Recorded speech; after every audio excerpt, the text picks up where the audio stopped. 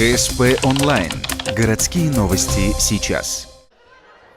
Ухтинская студентка стала лучшей в борьбе самбо. Анна Лешукова выиграла чемпионат Северо-Западного федерального округа среди взрослых. 18-летнюю девушку ухтинкой пока можно назвать с натяжкой. В наш город она переехала только в этом году, но то, что подготовил ее местный тренер, несомненно. До сентября у спортсменки был перерыв в тренировках. Когда она пришла к Сергею Балову, тот сразу понял – девочка с характером. Уже спустя несколько месяцев они отправились на соревнования в Вельск.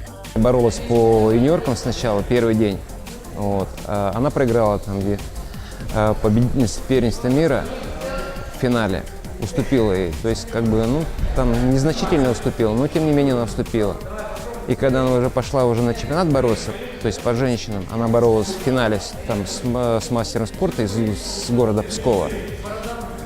Там уже просто видно был ее характер.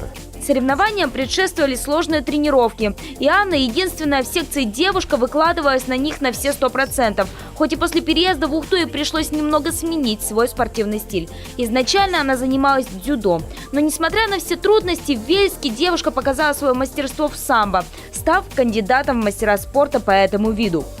Самый сложный день оказался второй. Это был финал. Я на борцовском ковре.